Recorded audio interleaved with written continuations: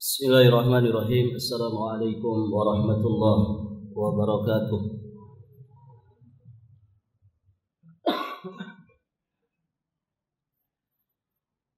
Alhamdulillahi rabbil alamin, wal aqibatu lil muttaqin, wala udwana illa 'alal zalimin. Asyhadu an la ilaha illallah, ilahul awwalin wal akhirin.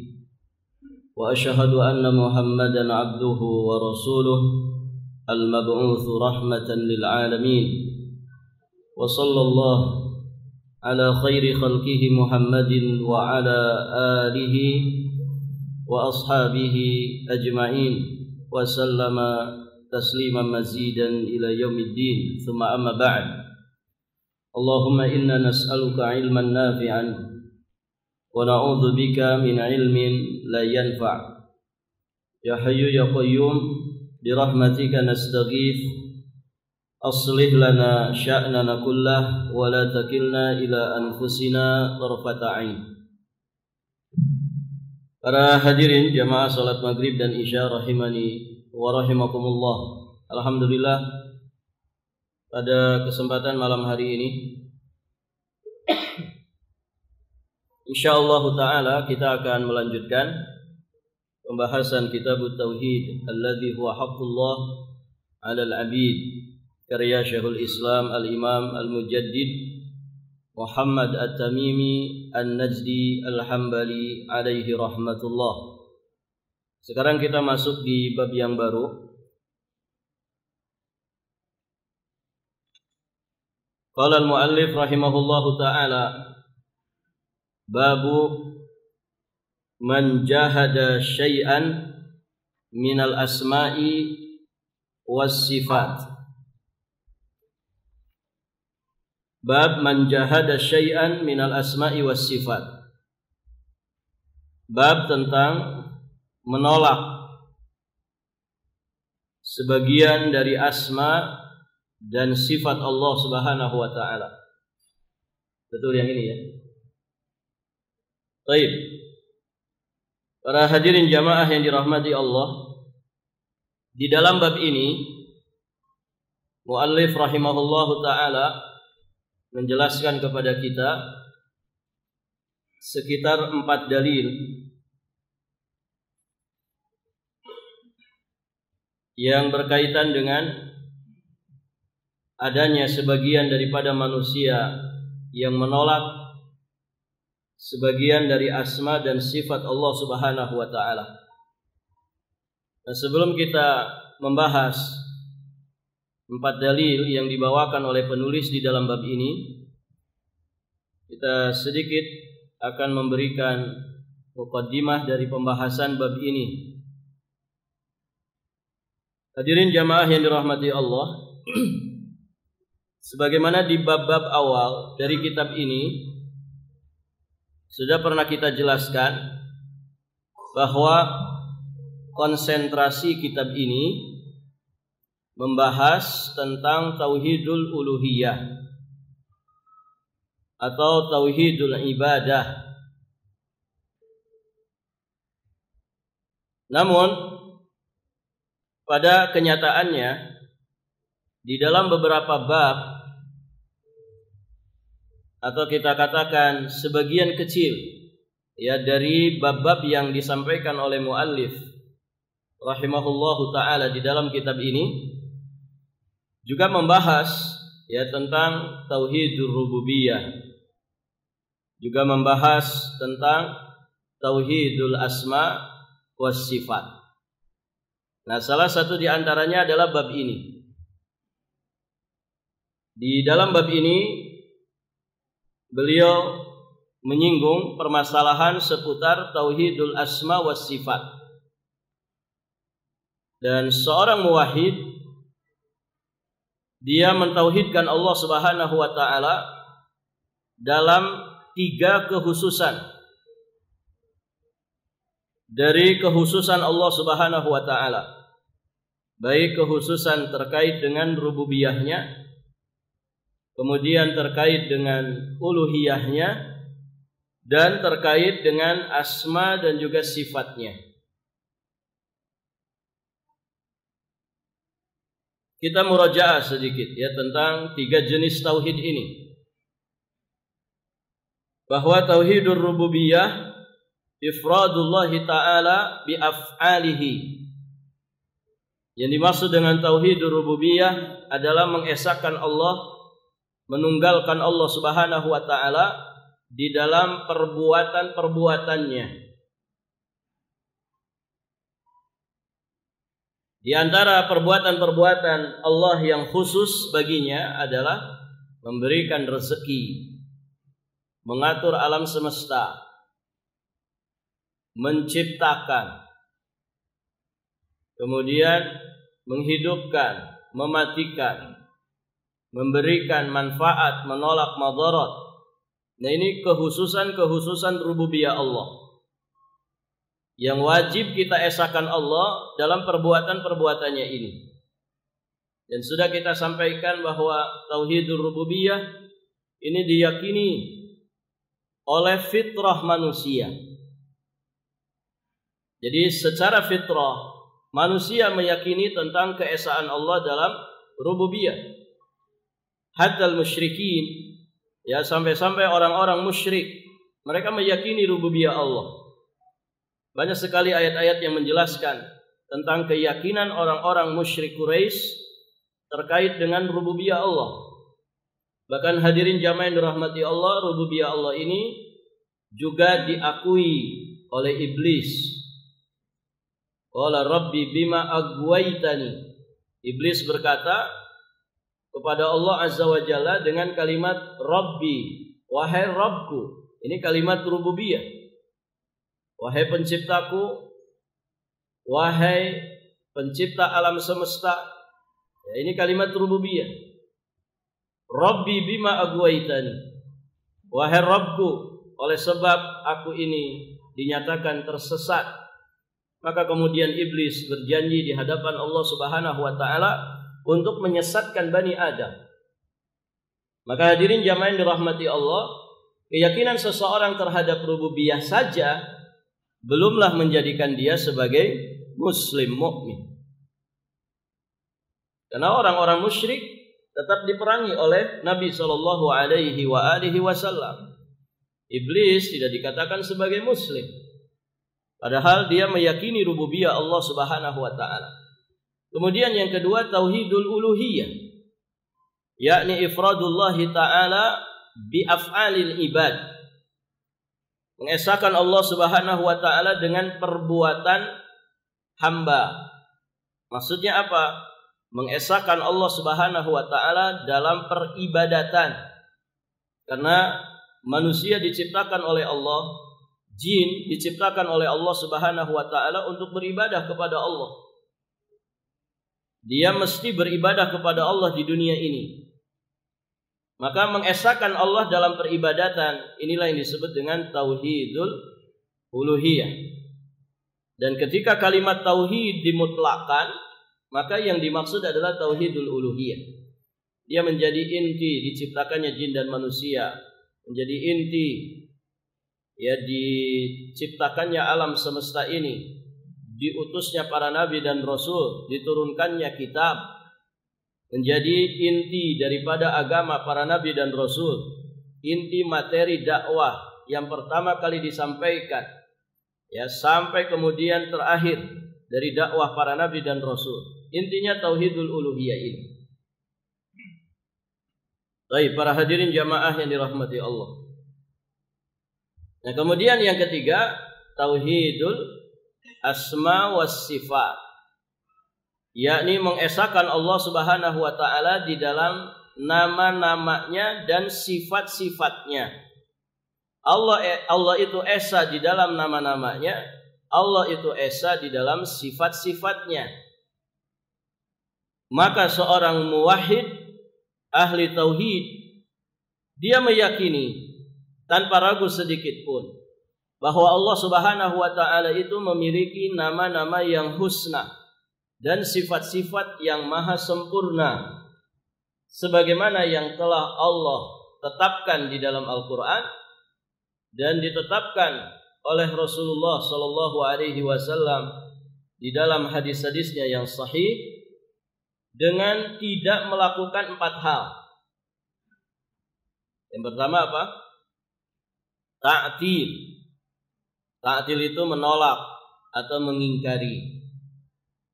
Kemudian yang kedua, tahrif. Tahrif itu merubah-rubah nama dan juga sifat Allah Subhanahu wa taala. Kemudian yang ketiga, ta'wil.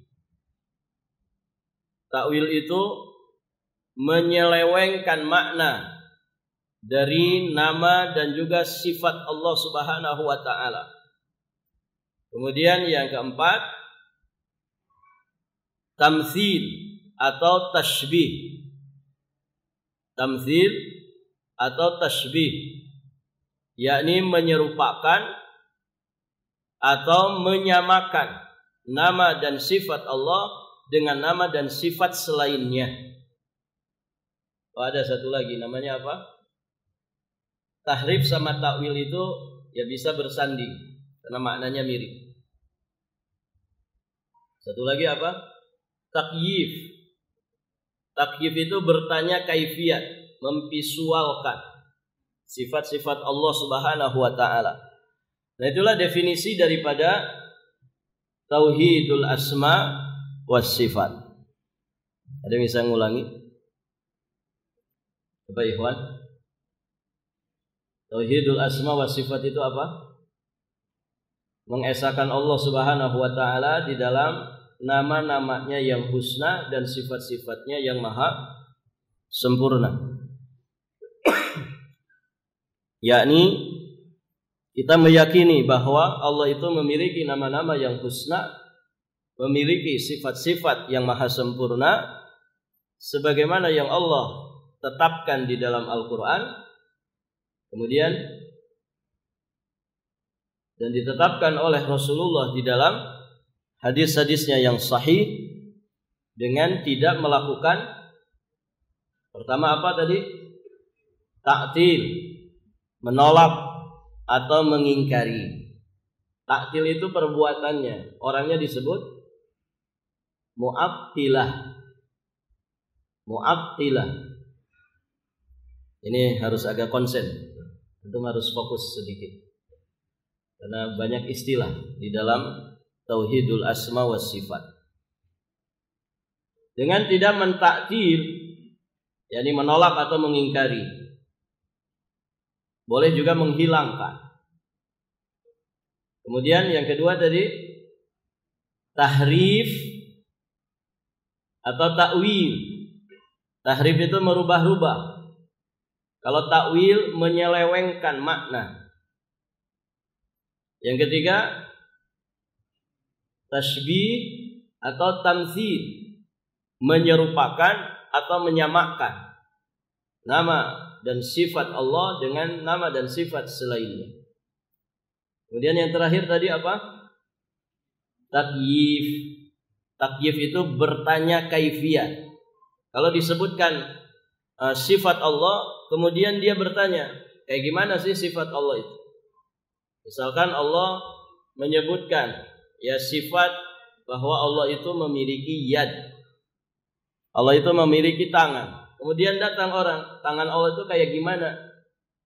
Panjangkah, pendekkah, antara panjang dan pendek? Ada kukunya enggak, kulitnya kayak apa? Nah, itu namanya takyif. Dalam asma wa sifat ini tidak boleh. Tidak boleh kita mentakyif, bertanya tentang kaifiyatnya, bertanya tentang bagaimananya. Walam yakul lahu kufuwan ahad. Karena hadirin jamaah yang dirahmati Allah, orang itu bisa memvisualkan sesuatu dari apa? Misalkan antum pernah beli satu barang. Gimana sih barangnya? Nah, kemudian antum bisa ceritakan, oh barangnya itu begini, pendek, ya kemudian bulat, ada tombolnya. Nah, ketika antum bisa menjelaskan seperti itu, kapan antum bisa menjelaskan seperti itu? Pertama, karena antum pernah lihat, ya kan? Ada yang pernah lihat Allah? Tidak ada. Yang kedua, ketika datang berita, informasi yang valid dari orang yang terpercaya, itu kan, baru kita bisa memvisualkan sesuatu, bisa menjelaskan kaifiat dari sesuatu. Nah sekarang dengan cara pertama jelas tidak bisa. Allah Subhanahu wa ta'ala tidak dilihat di dunia ini. Allah baru akan dilihat nanti di surganya. Yang kedua para jamaah, ada informasi yang valid dari orang yang terpercaya. Baik. Siapa orang yang terpercaya di muka bumi ini? Rasulullah sallallahu alaihi wa alihi wasallam. Apakah Nabi pernah menyampaikan informasi kepada kita tentang kaifiat sifat Allah? Tidak pernah. Maka berarti tidak boleh takyif terkait dengan sifat-sifat Allah Subhanahu wa ta'ala. Karena Nabi tidak pernah menginformasikan itu, baik melalui Al-Quran ataupun melalui sabda-sabdanya. Tidak pernah. Yang ada justru Nabi menyatakan, ya, berdasarkan firman Allah Subhanahu wa ta'ala, laisa kamitslihi syai'un wa huwas samiul basir. Tidak ada yang semisal, tidak ada yang serupa dengan Allah Subhanahu wa ta'ala. Walam yakul lahu kufuwan ahad. Tidak ada yang sekufu dengan Allah Subhanahu wa ta'ala. Hal ta'lamu lahu samiyya. Apakah engkau melihat ada yang serupa dengan Allah Subhanahu wa ta'ala? Tidak ada. Baik, para jamaah yang dirahmati Allah. Nah, itu tentang asma wa sifat. Siapa bisa mengulangi? Satu orang saja. Kalau satu orang bisa mengulangi definisi tauhidul asma wa sifat, saya anggap semuanya bisa. Ayo satu orang jadi korban. Siapa? Coba. Tauhidul asma wa sifat itu apa?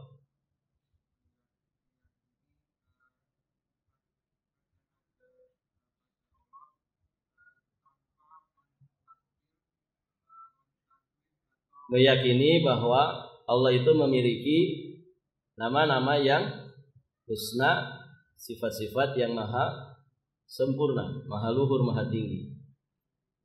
Sebagaimana, lanjut.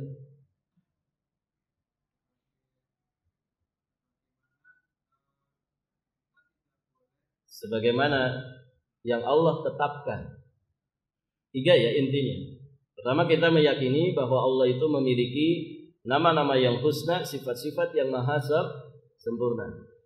Kemudian poin yang kedua, sebagaimana yang telah Allah tetapkan di dalam Al-Quran dan telah ditetapkan oleh Rasulullah di dalam hadis-hadisnya yang sahih. Nah, baru yang ketiga, dengan tidak melakukan tadi yang 4 tadi. Lanjut, apa saja? Yang pertama, ta'til, ain, qa dan lam. Attala yu'attilu ta'til. Ta'til. Tulisan jangan keliru. Dari akar kata attala yu'attilu, qa. Attala yu'attilu ta'til. Artinya apa tadi? Menolak, mengingkari atau menghilangkan. Yang kedua, tahrif atau juga takwil. Tahrif itu tadi apa? Merubah-rubah makna. Takwil menyelewengkan, mirip itu. Tahrif dan takwil. Yang berikutnya, tashbih. Tashbih itu dari kata syabah. Syabah itu tasyabbuh. Kita tahu kan istilah tasyabbuh. menyerupai. Tasbih berarti menyerupakan. Kalau tamtsil sama, memisalkan. Satu lagi tadi takyif. Takyif itu apa? Bertanya tentang kaifiyat, bagaimananya sifat Allah. Baik, para jamaah, tauhidul asma was sifat di dalam madhab ahli sunnati wal jamaah itu mudah sekali. Mudah sekali. Kuncinya apa, ikhwan? Apa yang Allah Subhanahu wa taala tetapkan, maka kita menetapkannya. Apa yang Allah dan Rasulnya tetapkan dari nama dan sifat Allah, maka kita menetapkannya. Apa yang tidak Allah tetapkan, apa yang tidak Allah tetapkan, apa yang tidak Rasulullah tetapkan tentang nama dan sifat, maka kita tidak menetapkannya. Mudah kan? Intinya itu. Apa yang Allah dan Rasulnya tetapkan, maka kita tetapkan. Apa yang tidak ditetapkan oleh Allah dan Rasulnya, jangan sekali-kali kita menetapkannya.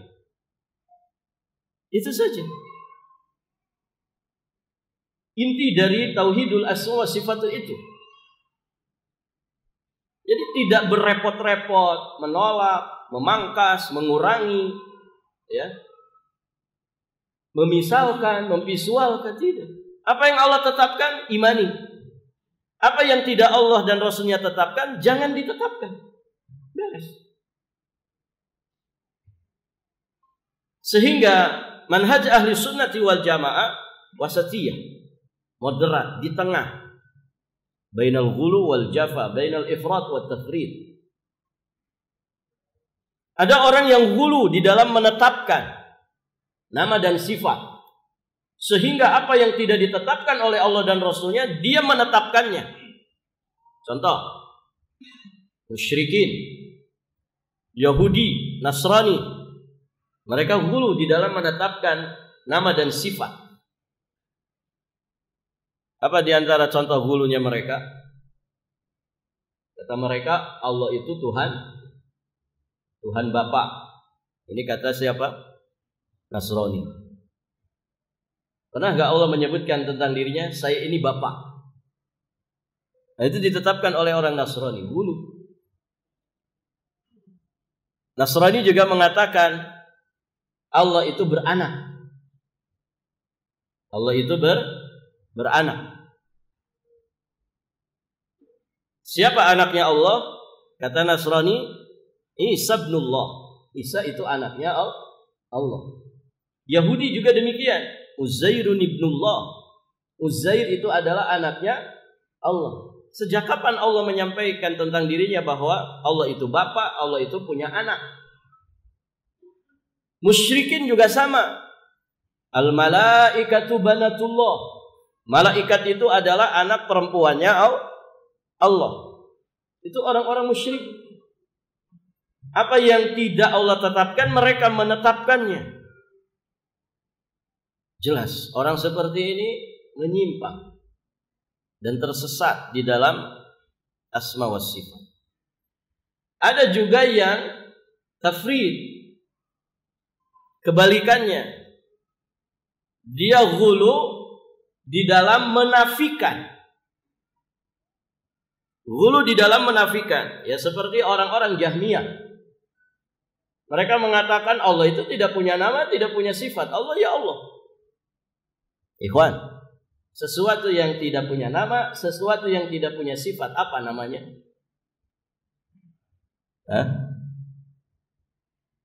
Sesuatu yang tidak punya nama, sesuatu yang tidak punya sifat, apa itu?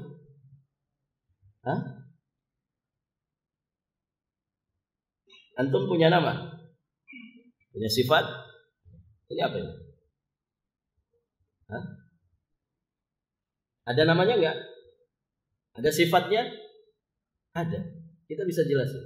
Ini wadah tisu. Ada tisunya. Sifatnya dia apa ini? Persegi panjang. Panjangnya sekian senti, lebarnya sekian senti. Gitu kan? Ada tingginya. Jadi ini punya nama dan sifat. Baik. Kalau sesuatu itu tidak punya nama, tidak punya sifat, apa itu? Sesuatu yang tidak ada. Paham ya, Pak? Sesuatu yang tidak ada, maka tidak punya nama, tidak punya sifat. Makanya kata para ulama, orang-orang Jahmiyah itu mereka menyembah sesuatu yang tidak ada. Kenapa? Karena mereka meyakini Allah itu tanpa nama, tanpa sifat. Ini menyimpang. Hulu di dalam menafikan nama dan sifat. Nah, ahli sunnah tengah-tengah. Simple, mudah. Apa yang Allah dan Rasulnya tetapkan, maka dia menetapkannya. Apa yang tidak ditetapkan oleh Allah dan Rasulnya, maka dia tidak pernah menetapkannya. Itu saja. Bisa dipahami ini? Barakallahu fikum.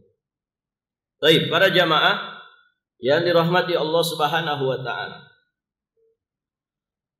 Bab ini menjelaskan tentang man jahada, barang siapa yang mengingkari syai'an, sebagian dari asma dan sifat Allah.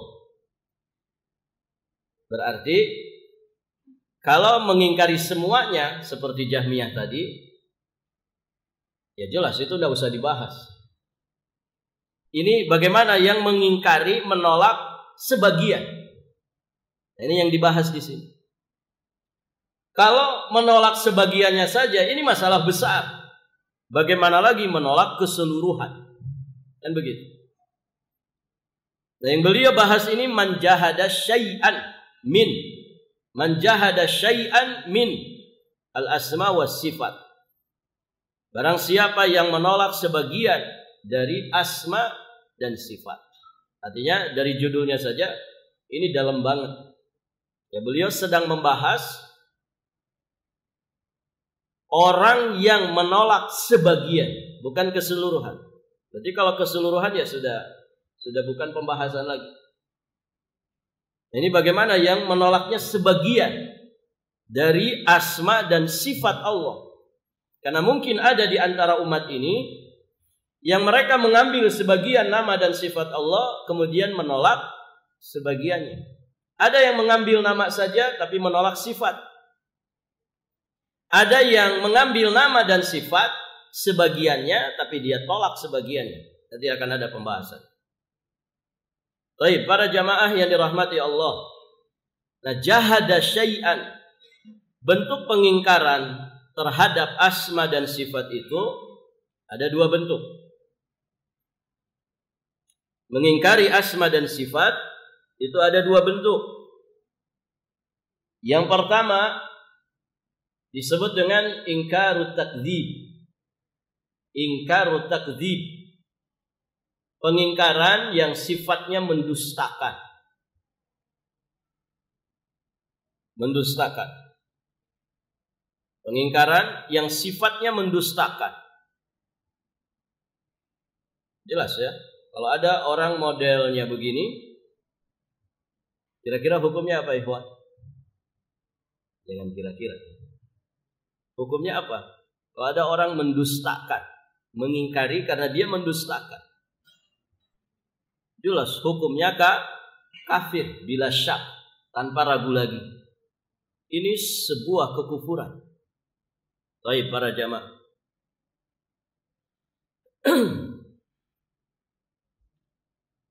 Dan itu ijma' kaum muslimin. Kalau ada orang mendustakan, misalkan datang ayat tentang sifat Allah, datang hadis Rasulullah Shallallahu Alaihi Wasallam sahih yang berbicara tentang sifat Allah, kemudian dia katakan, itu bohong, nggak ada, saya mengingkarinya. Berarti dia mendustakan. Maka ijma' kaum muslimin bahwa perbuatannya itu perbuatan kufur. Mengapa demikian? Karena dia mendustakan khabar dari Allah dan Rasulnya. Antum baca Al-Quran di halaman manapun pasti ada asma Allah. Ya tidak? Coba antum buka. Sembarang aja buka halaman mana saja Al-Quran. Ada enggak asma Allah? Ada. Ada yang mungkin jumlahnya sekian puluh, ada yang jumlahnya sekian belas, begitu kan? Ada yang jumlahnya misalkan kurang dari 10.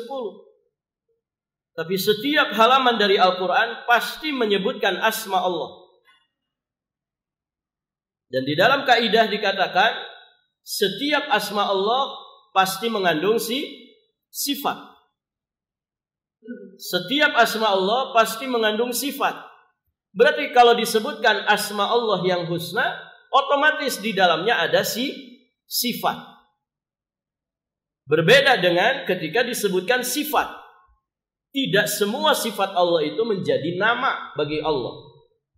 Wa yabqa wajhu rabbika dzul jalali wal ikram. Surat apa itu? Ar-Rahman. Wa yabqa wajhu rabbika dzul jalali wal ikram.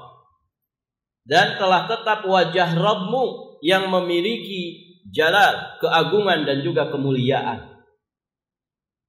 Berarti ayat ini bercerita tentang sifat wajah. Apakah wajah jadi nama bagi Allah?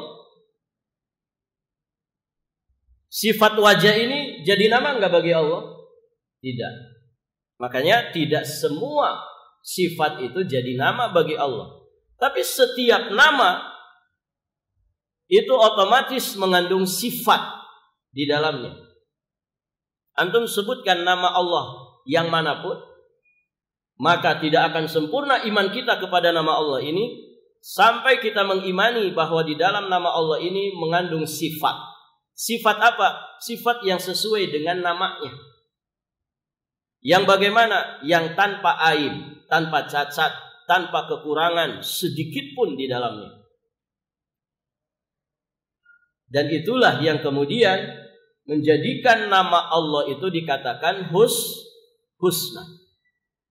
Jadi kalau ditanya kenapa nama Allah itu husna? Husna itu dari kata ahsan. Ahsan itu kan sigot tafdil, hiperbola. Ada hasan, ada ahsan. Hasan itu baik. Kalau ahsan yang terbaik. Begitu kan? Ada fadlun, ada afdol. Fadlun itu utama. Kalau afdol yang lebih utama. Nah, husna itu merupakan bentuk taknis dari ahsan.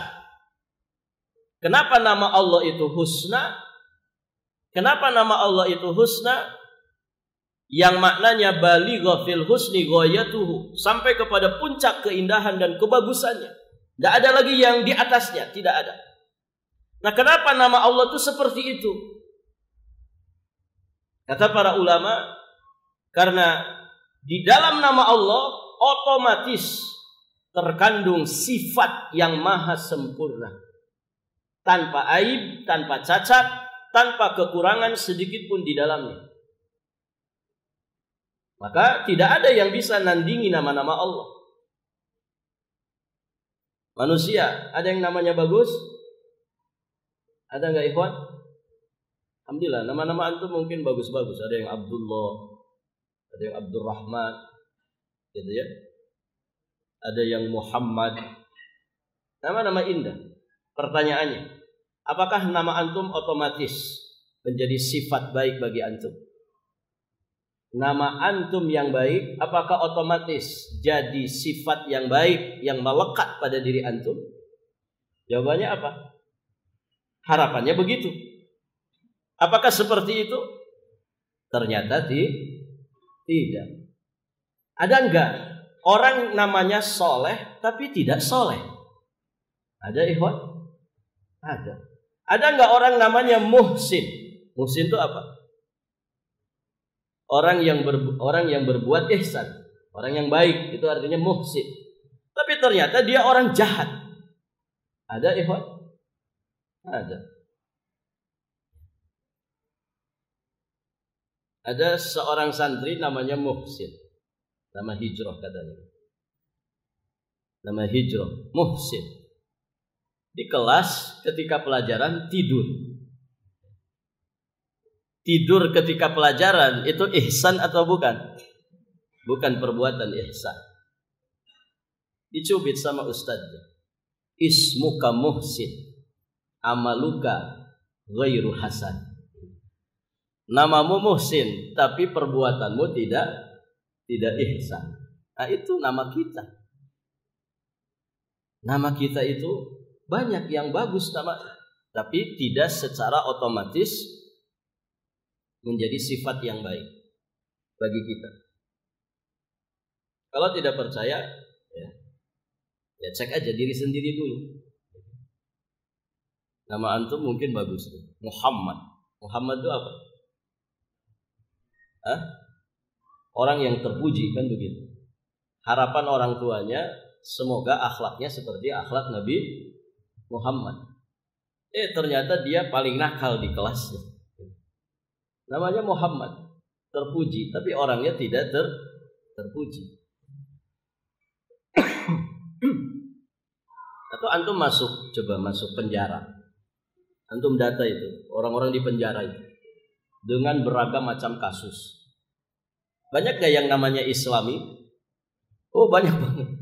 Mungkin 90% itu ada yang namanya Muhammad, ada yang namanya Abdullah, ada yang namanya Miftahul Jannah, kunci surga, tapi di penjara. Baik. Namanya Abdurrahman. Dengan beragam kasus, ada yang korupsi, ada yang berzina, ada yang mencuri, ada yang narkoba, dan begitu. Nah, itu para jamaah. Barakallahu fiikum.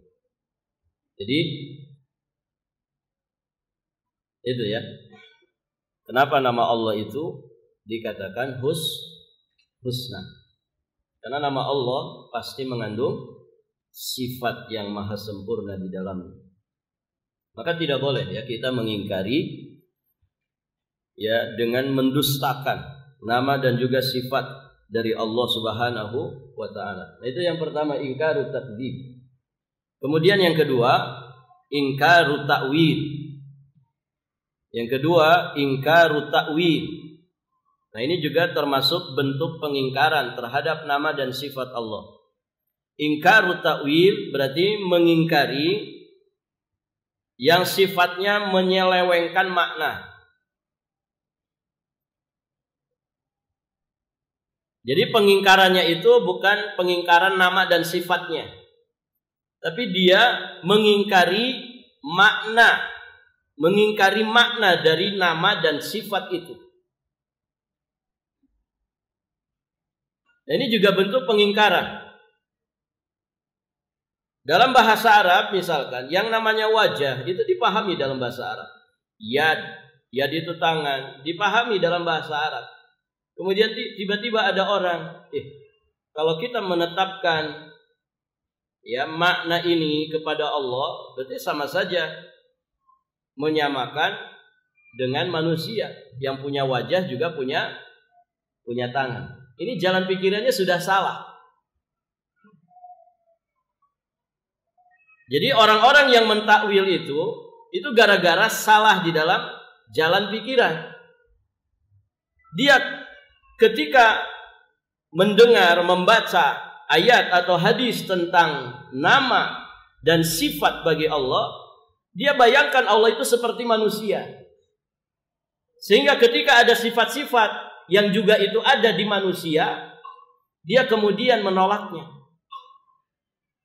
Sehingga jalan keluarnya mentakwil. Oh, wajah di sini maksudnya bukan wajah, tapi yang dimaksud adalah misalkan ridhonya. Oh, tangan di sini bukan tangan hakiki seperti yang dipahami, tapi tangan yang dimaksud di sini itu adalah misalkan kekuasaan atau kekuatan. Nah, ini namanya ingkarut ta'wil. Dia menyelewengkan makna. Nama dan sifatnya dia tetapkan, tapi ketika memaknakan maka dia selewengkan maknanya kepada makna yang lain. Nah, ingkarut ta'wil ini para jamaah yang dirahmati Allah itu ada dua. Ada yang berdosa namun tidak sampai kepada derajat kekufuran. Kapan itu?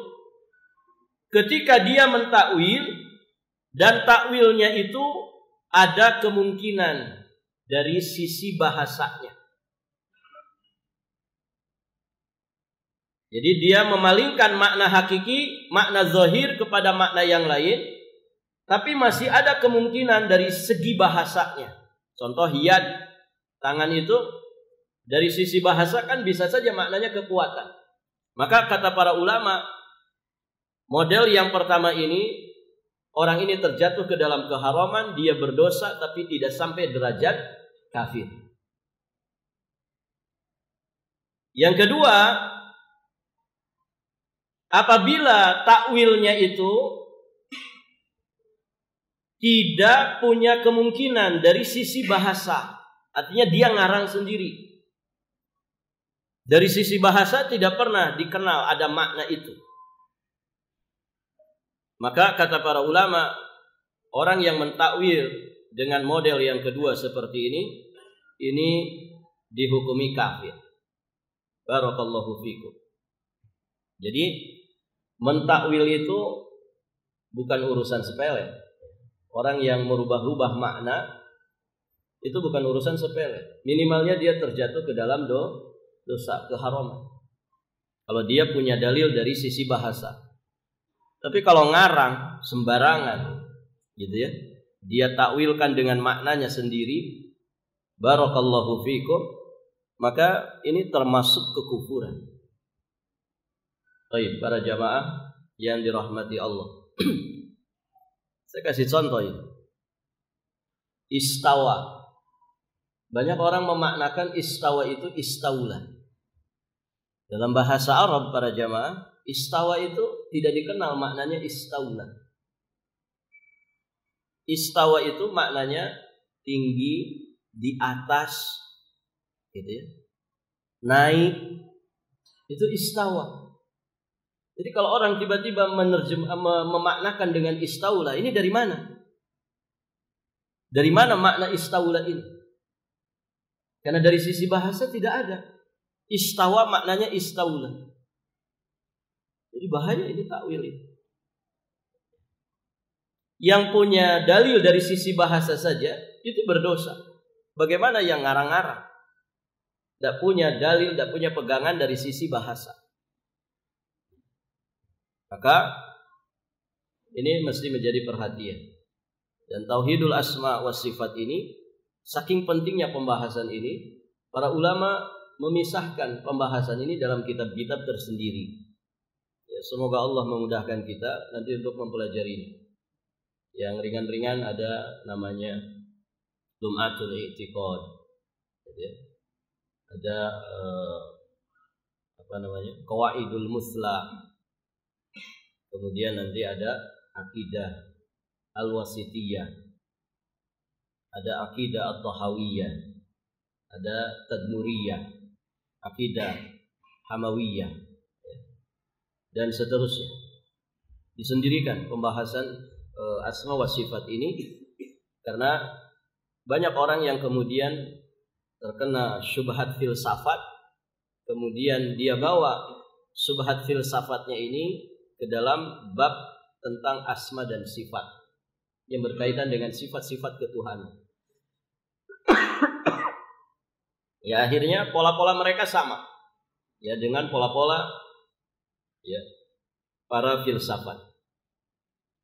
Maka hadirin jamaah yang dirahmati Allah, nah, saking pentingnya pembahasan ini, para ulama memisahkan pembahasan tentang tauhidul asma wa sifat pada kitab-kitab tersendiri. Baik. Mudah-mudahan di kesempatan lain kita bisa mempelajari. Ini saja dulu, belum habis kan. Kitab tauhid juga belum selesai. Baik, para jamaah yang dirahmati Allah, mungkin itu beberapa poin yang menjadi mukaddimah dari pembahasan ini. Dan insyaallah taala nanti juga ada pembahasan tentang kelompok-kelompok yang menyimpang terkait dengan asma wa sifat. Insyaallah kita lanjutkan di kesempatan berikut. Sudah masuk ya? Baik para jamaah, kita akhiri. Subhanakallahumma bihamdik asyhadu an la ilaha illa anta astaghfiruka wa atubu ilaik. Assalamualaikum warahmatullahi wabarakatuh.